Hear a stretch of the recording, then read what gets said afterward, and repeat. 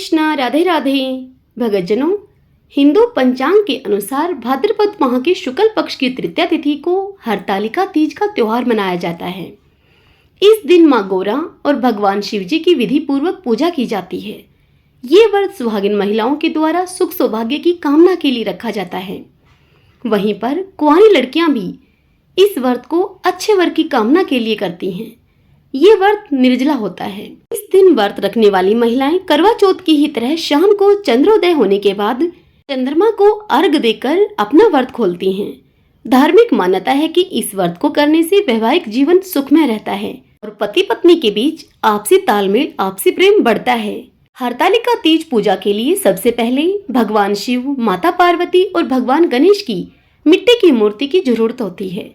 इसके अलावा पीला वस्त्र, केले का पत्ता, जनेऊ, सुपारी, रोली, बेलपत्र, धतूरा, शमी के पत्ते, दूर्वा, कलश, अक्षत, घी, कपूर, गंगाजल, दही, शहद और 16 श्रृंगार का सभी सामान जैसे कि सिंदूर, बिंदिया, मेहंदी, कुमकुम, रोली, चूड़ियां आदि।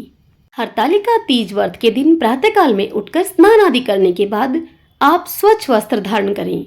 फिर शुभ मुहूर्त के समय हाथ में जल लेकर व्रत का संकल्प करने के बाद व्रत की पूजा आरंभ करें। इस दिन माता पार्वती और शिव जी के साथ उनके पुत्र गणेश जी की भी पूजा की जाती है। इस दिन माता पार्वती, शिव जी और गणेश जी की मिट्टी की प्रतिमा बनाएं और उसके बाद उन्हें एक चौकी पर स्थापित करें। माता पार्वती को अक्षत, चुनरी, फल, फूल, धूप, दीप आदि अर्पित करें। वहीं शिव जी को सफेद चंदन, बिल्वपत्र, भांग, धतूरा आदि अर्पित करें। भगवान शिव को इस दिन सफेद फूल आवश्यक रूप से अर्पित करने चाहिए। भगवान शिव की पूजा करते समय ओम नमः शिवाय इस मंत्र का जाप करें। उसके बाद शिव, पार्वती, गणेश जी को भोग लगाएं। मां पार्वती जी का पूजन करते समय ओम उमाय नमः इस मंत्र का जाप करें और कुंवारी लड़कियां अच्छे वर की कामना करें। यदि आप विवाहित हैं तो अपने वैवाहिक जीवन सुखमय रहे, खुशमय रहे, इस प्रकार की आप कामना करें। हरतालिका तीज व्रत में सुहाग की सामग्री चढ़ाई जाती है, जिसमें मेहंदी, कुमकुम, सिंदूर, कंघी, महावर, श्रीफल, कलश, चूड़ियां, बिछिया, काजल, बिंदी, अबीर, चंदन, घी, तेल, कपूर, कुमकुम और दीपक, यही सामग्री हरतालिका तीज के दिन दान में दी जाती है। आइए अब आपको बताती हूँ तीज के इस व्रत को हरतालिका क्यों कहते हैं। हरतालिका 2 शब्दों के मेल से बना है, हरत एवं आलिका। हरत का तात्पर्य हरण से है और आलिका सखियों को संबोधित करता है। मान्यता है कि इस दिन माता पार्वती की सहेलियां उनका हरण करके उन्हें जंगल में लेकर चली गई थीं, जहां माता पार्वती ने भगवान शिव को प्राप्त करने के लिए कठोर तपस्या किया था। हरतालिका तीज के पीछे मान्यता यह भी है कि जंगल में स्थित गुफा में जब माता भगवान शिव की कठोर आराधना कर रही थी, तब उन्होंने रेत के शिवलिंग को स्थापित किया था। मान्यता है कि यह शिवलिंग माता पार्वती के द्वारा हस्त नक्षत्र में भाद्रपद शुक्ल तृतीया तिथि को स्थापित किया गया था। इसी कारण से इस दिन को हरतालिका तीज के रूप में मनाया जाता है। आइए अब आपको बताती हूँ हरतालिका तीज पर किन विशेष चीजों का भोग लगाएं भगवान को, जिससे कि आपका यह व्रत पूर्ण फल दे। हरतालिका तीज पर माता पार्वती को घी का भोग लगाने और उसका दान करने से रोगी को कष्ट से मुक्ति मिलती है। वैवाहिक जीवन में प्यार बना रहे, इसके लिए हरतालिका तीज के दिन माता पार्वती को खीर का भोग लगाया जाता है। हरतालिका तीज व्रत भगवान शिव और माता पार्वती के पुनर्मिलन के उपलक्ष्य में मनाया जाता है। मान्यता के अनुसार माता पार्वती ने भगवान भोलेनाथ को पति के रूप में पाने के लिए कठोर तप किया था।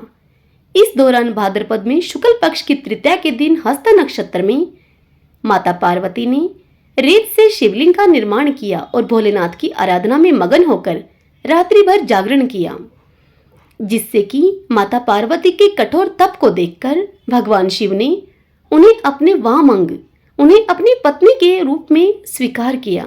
हरतालिका व्रत को निर्जला रखा जाता है, इसलिए इसे सभी व्रतों में से कठिन मानते हैं।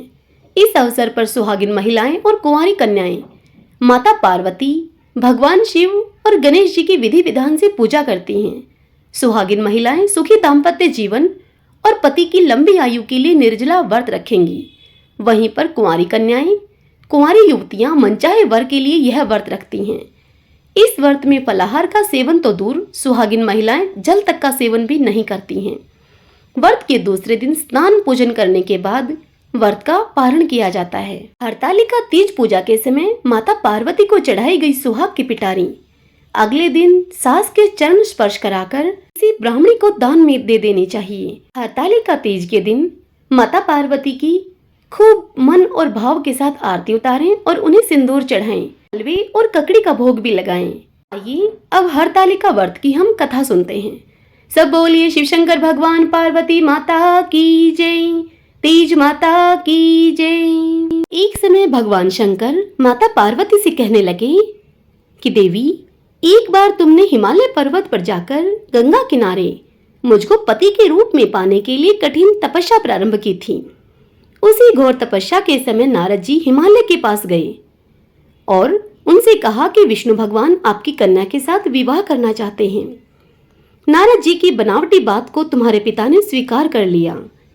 फिर नारद जी विष्णु जी के पास गए और कहा कि आपका विवाह हिमालय ने पार्वती के साथ करने का निश्चय किया है, आप इसकी स्वीकृति दे दीजिए। तब नारद जी के जाने के पश्चात पिता हिमालय ने तुम्हें भगवान विष्णु के साथ निश्चय किया गया विवाह संबंध बतलाया। यह बात सुनकर तुम्हें अत्यंत दुख हुआ। एक सखी के द्वारा दुख का कारण पूछे जाने पर तुमने उससे कहा कि मैं इधर भगवान शंकर के साथ विवाह करने के लिए कठिन तपस्या कर रही हूँ और उधर हमारे पिताजी विष्णु के साथ संबंध करना चाहते हैं हमारा। तुम मेरी सहायता करो, अन्यथा मैं प्राण त्याग दूंगी।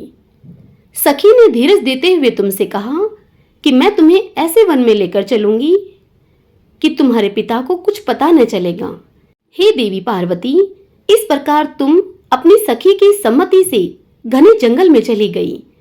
उधर तुम्हारे पिता हिमालय ने घर में इधर उधर खोजने पर तुम्हें उन्होंने नहीं पाया तो वह बहुत चिंतित हुए, क्योंकि नारद ने विष्णु के साथ विवाह करना मान लिया था। वचन भंग की चिंता ने तुम्हारे पिता को मूर्छित कर दिया। अब सभी पर्वतराज यह तथ्य जानकर तुम्हारी खोज में निकल गए। उधर सखी सहित तुम सरिता के किनारे की एक गुफा में मेरे नाम पर तपस्या करने लगी। भाद्रपद शुक्ल तृतीया को उपवास रखकर तुमने शिक्ता का शिवलिंग संस्थापित करके पूजन तथा रात्रि जागरण भी किया। तुम्हारे इस कठिन तप व्रत के कारण मुझे तुरंत तुम्हारे पूजन स्थल पर आना पड़ा। तुम्हारी मांग तथा इच्छा के अनुसार तुमको मुझे अर्धांगिनी रूप में स्वीकार करना पड़ा। पश्चात मैं तुरंत कैलाश पर्वत पर चला गया। प्रातः वेला में जब तुम पूजन सामग्री नदी में छोड़ रही थी, उसी समय हिमालय राज उस स्थान पर पहुंच गए। वे तुम दोनों को देखकर तुमसे पूछने लगे कि बेटी, तुम यहाँ कैसे आ गई? तब तुमने विवाह वाली सारी बात उन्हें सुना दी। सारी बात सुनने के बाद हिमालय राज तुम्हें घर लेकर आए। तब शास्त्र विधि से तुम्हारा मेरे साथ विवाह हुआ। हरतालिका व्रत का नामकरण सखी द्वारा हरि जाने पर इसका नाम हरतालिका पड़ गया।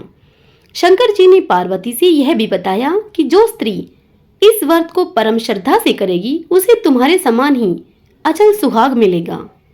इस व्रत को करने वाली स्त्रियां पार्वती के समान सुखपूर्वक पति रमण करके शिवलोक को जाती हैं। सब बोलिए शिव शंकर भगवान पार्वती माता की जय, तीज माता की जय। जनों, यदि कथा आपको सुनना मेरे द्वारा पसंद आया हो तो इस वीडियो को लाइक कीजिए और इस चैनल को सब्सक्राइब कीजिए। बेल आइकन वाला बटन भी दबा लीजिएगा ताकि आपको आने वाले नए वीडियोस की सभी जानकारी सबसे पहले मिल सके। और कमेंट बॉक्स में तीज माता की जय लिखिएगा। जय श्री कृष्णा, राधे राधे।